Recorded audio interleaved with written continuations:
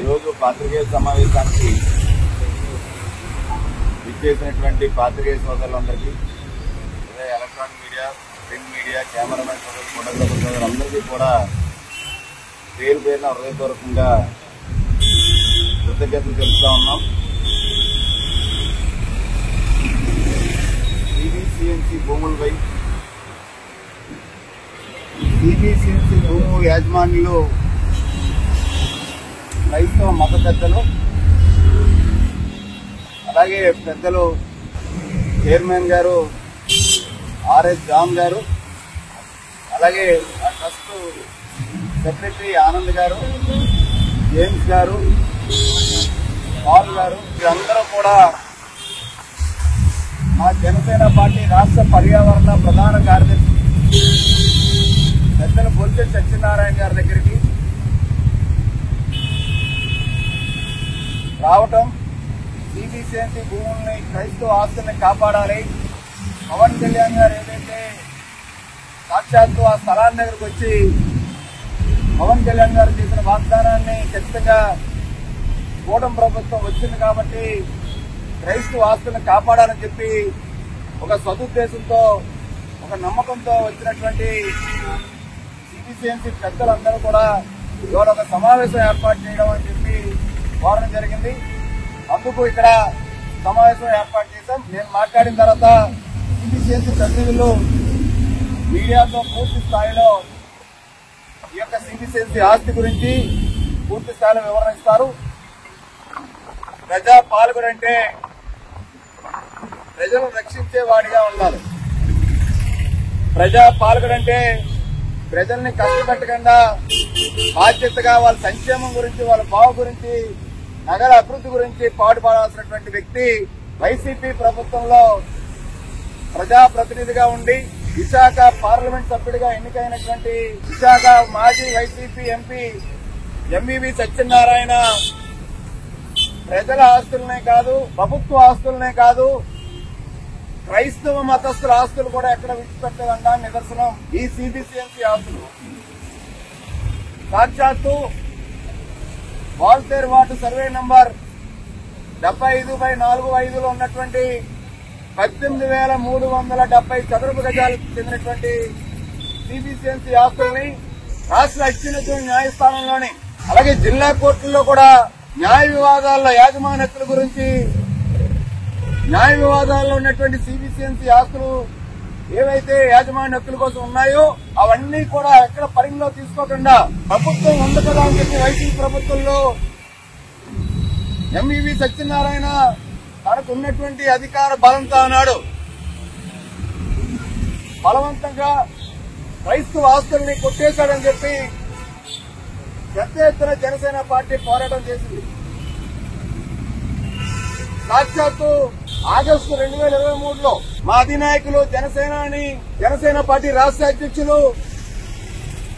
ఇప్పుడు రాష్ట్ర ఉప ముఖ్యమంత్రి వర్యులు పవన్ కళ్యాణ్ గారు సాక్షాత్తు సిబిసిఎన్సి ఆస్తులు కాపాడుతాము, క్రైస్తవ మతస్థులు గాని, దేవాదాయ ధర్మాదాయ శాఖ భూములు గాని, ముస్లిం వక్ఫ్ బోర్డు భూములు గాని ఎక్కడా కూడా అన్యాయంతో కాకుండా మేము కాపాడుతాం, ఇక్కడ ఎటువంటి భవనాలు వచ్చినా కూల్చివేసేటువంటి క్రమం జరుగుతుంది. ఖచ్చితంగా ఎవరు కూడా ఇక్కడ భవన నిర్మాణాలు చేపడుతున్న భవనాలు ఎవరు కూడా కొనుగోలు చేయొద్దని చెప్పి విశాఖ ప్రజలకి, రాష్ట్ర ప్రజలకు కూడా చెప్పడం జరిగింది.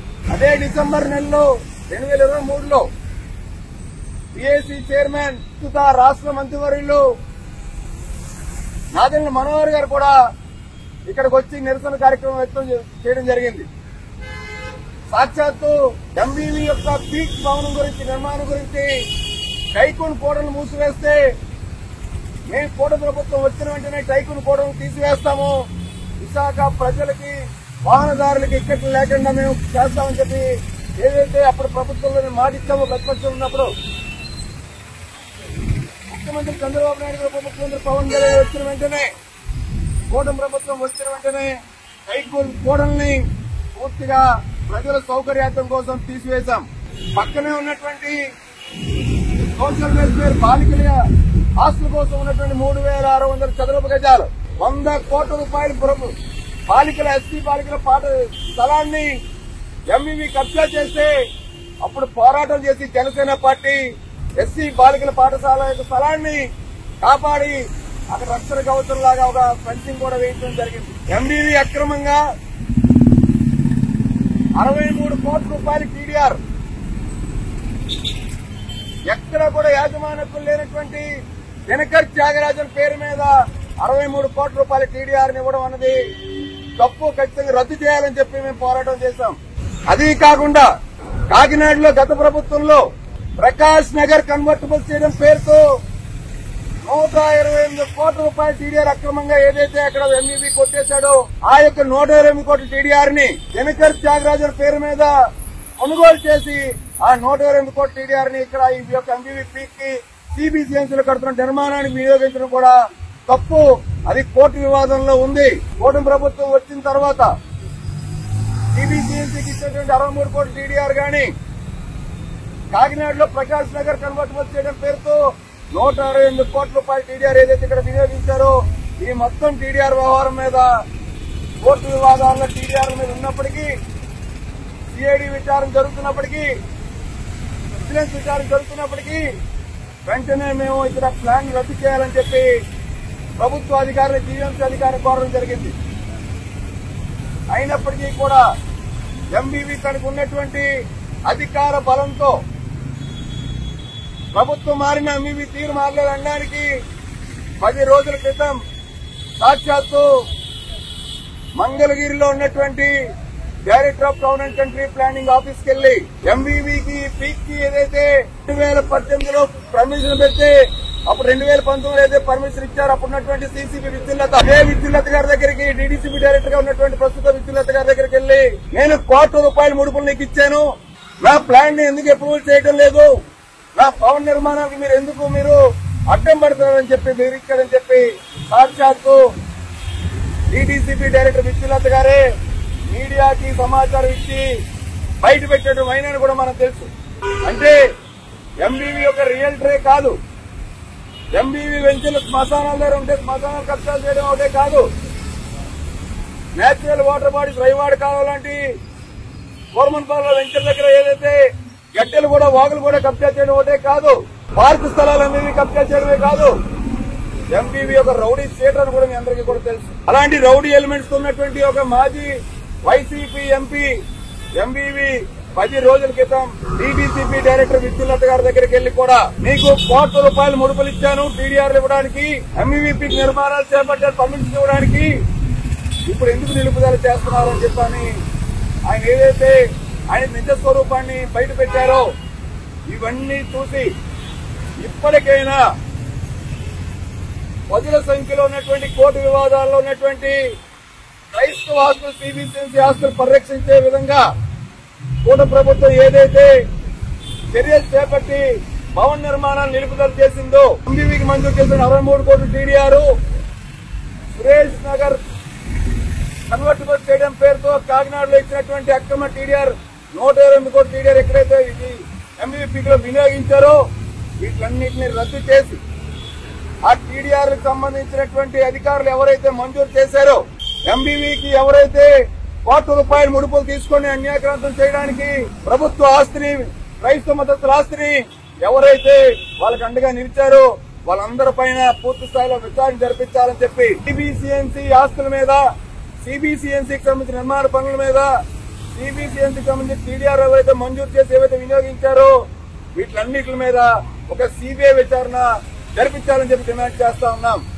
అంతేకాదు ఇది 30 మీటర్ల రోడ్డు, ఇది ప్రస్తుతం 30 మీటర్ల రోడ్డుని 2047 మాస్టర్ ప్లాన్ లో 45 మీటర్ల రోడ్డుగా విస్తరింపజేయాలని చెప్పి ఏదైతే ప్రతిపాదించారో మొన్న కూటమి ప్రభుత్వం వచ్చిన నెల రోజుల క్రితం మాస్టర్ ప్లాన్ అబ్జెక్షన్స్ లో ఈ రోడ్డు యథావిధిగా ఉంచాలి, 45 మీటర్ల కింద మార్చకూడదని చెప్పి మేము అబ్జెక్షన్ కూడా ఇవ్వడం జరిగింది.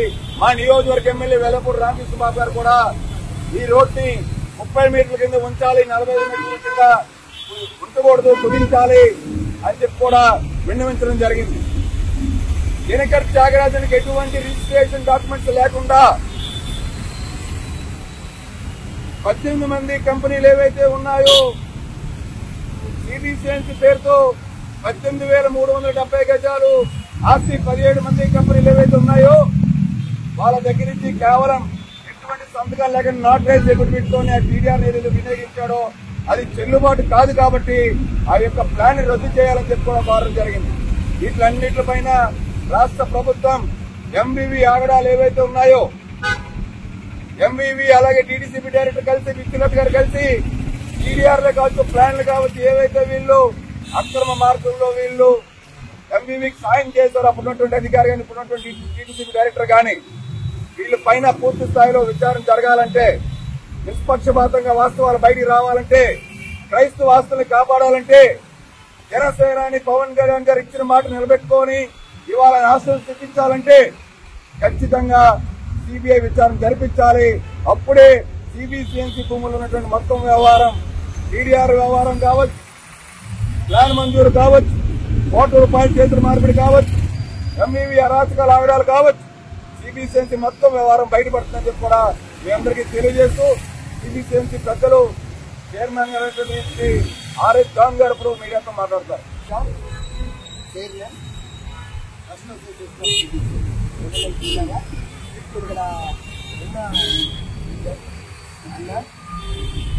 బంగ్లా 200 సంవత్సరాల క్రితం విజయనగరం క్యాపిటల్ పాస్టర్గా పనిచేసిన శాంతివర్ధర్ గారు 1913లో లండన్ మిషన్ దగ్గర నుంచి కొనడం జరిగింది.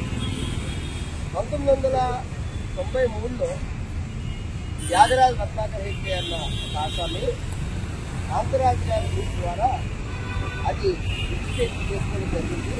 అప్పటికే కాంతరాజు గారి తాలూకా మొత్తం కోర్టు ద్వారా రిజిస్ట్రేషన్ చేయబడింది.